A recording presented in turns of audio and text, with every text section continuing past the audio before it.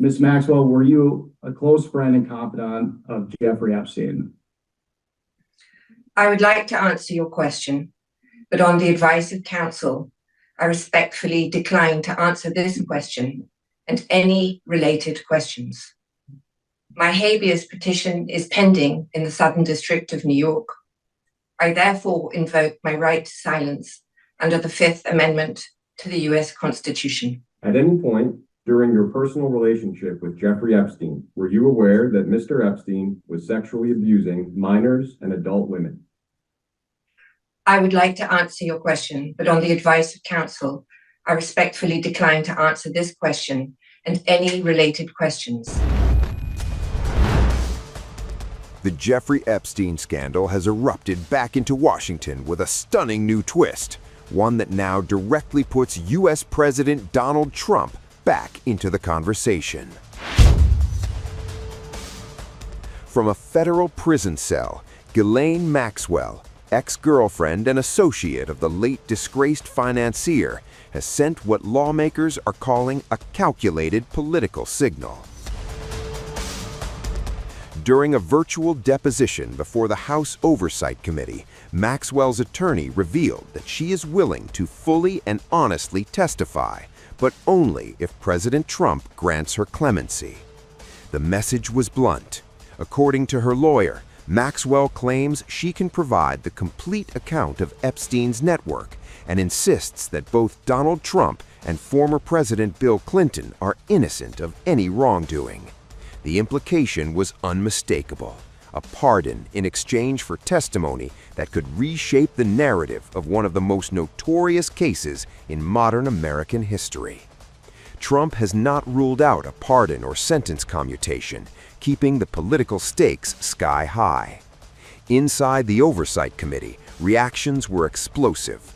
Chairman James Comer said Maxwell's decision to invoke the Fifth Amendment rather than answer lawmakers' questions was deeply disappointing, especially given ongoing concerns about co-conspirators and unanswered crimes tied to Epstein's operation.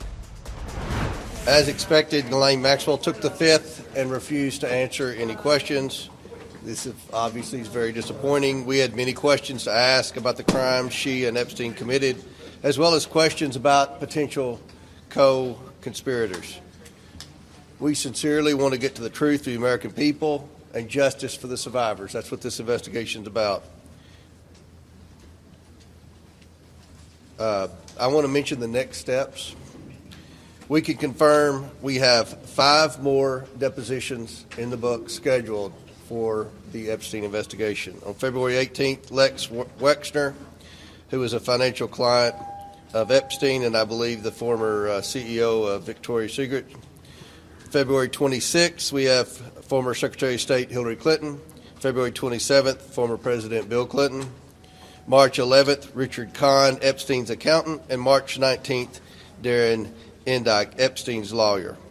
So we will continue to move forward and try to get answers for the American people. Britain's royal family. Do you think that Britain's royal family has questions to answer to your committee?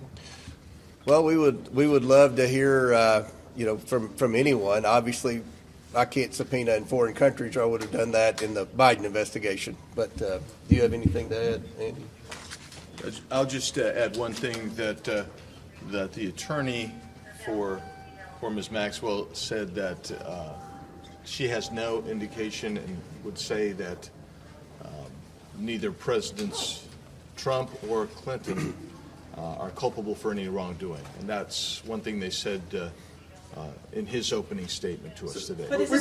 We would have brought her in months ago, but she's indicated she was going to plead the Fifth, and unfortunately, she had an opportunity today to answer questions that every American has, questions that would be very important in this investigation, and she chose to invoke her Fifth Amendment rights. Clarify what her lawyer said about President Trump and Clinton, and do you think that there's anything more to do with Ghislaine Maxwell now that she pled the Fifth? Correct me if I'm wrong.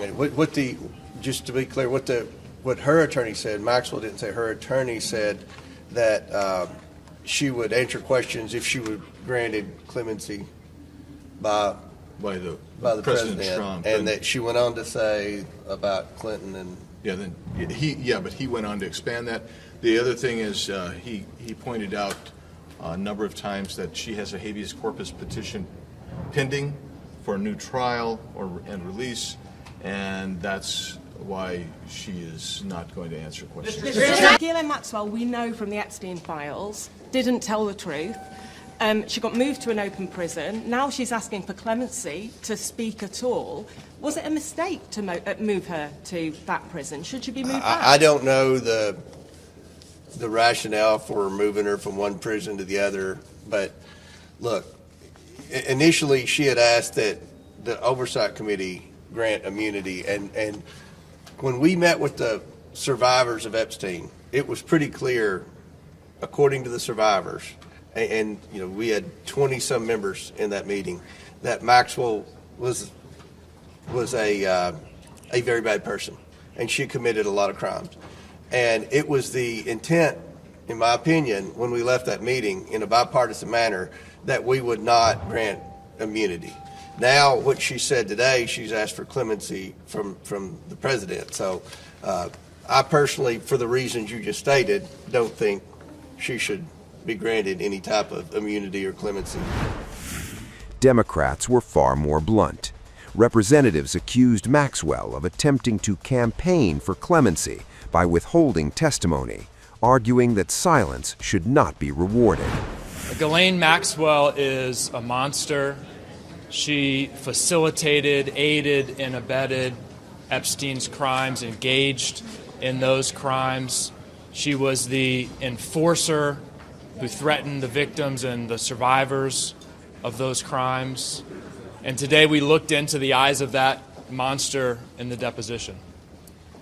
What we did not get were any substantive answers to the questions that were asked that would advance our investigation, to help us learn who were the other men involved in these crimes, to help us learn who were the others who knew about these crimes, to help us learn what exactly was said between Todd Blanche and Ghislaine Maxwell that led her to be transferred to a minimum security prison. What we did get was another episode in her long-running campaign for clemency from President Trump. And President Trump could end that today. He could rule out clemency for Ghislaine Maxwell, the monster. He could rule out a pardon for Ghislaine Maxwell, the monster. The question for all of us today is, why hasn't he done that, and why won't he do that? And even Donald Trump's Supreme Court, which that is saying a lot, even his Supreme Court has decided to affirm every single thing that took place on the trial level. So the fact that this woman is continuing to invoke the Fifth Amendment tells us exactly what my colleagues have already stated. She is a monster. She does not care. She has no remorse. She is not seeking to bring about some kind of closure for these women. She doesn't care. And frankly, it seems like this administration overall does not care. All they care about is protecting the powerful and protecting pedophiles. They will do anything to distract from that. But I am here to tell you that House Democrats, specifically on the Oversight Committee and the Judiciary Committee, as we do have Pam Bondi coming before us here in a minute, we will not be deterred. We will not be distracted. We know who it is that needs to be held accountable. And we will go in and we will make sure that we continue to dig. This will not stop us because his co-conspirator decided that she was going to try to play games with us this morning. I got news for you, Ms. Maxwell. We're not done. We're going to continue to go. There are now at least 9 or 10 other countries across the world that have opened investigations or forced their leaders to step down because of their mere association with Jeffrey Epstein. And the United States government is engaged in an active cover-up of the largest sex trafficking scandal and influence peddling scandal in the history of the United States, and Donald Trump is right at the center of it. And the person who is living to provide the evidence, who knows what is going on, is trying to invoke the Fifth to buy her clemency.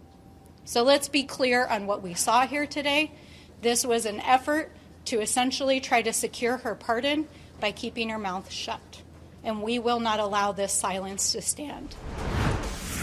Lawmakers say they will continue pursuing witnesses and depositions, including high-profile figures expected to appear behind closed doors later this month. Behind the scenes, Maxwell is also fighting for her freedom in court. After the Supreme Court rejected her appeal, her legal team is now pressing a federal judge in New York to review what they describe as substantial new evidence, claiming constitutional violations tainted her trial. As Epstein's shadow stretches once again across American politics, the question now is unavoidable. Will clemency become a bargaining chip, and what truths, if any, would follow?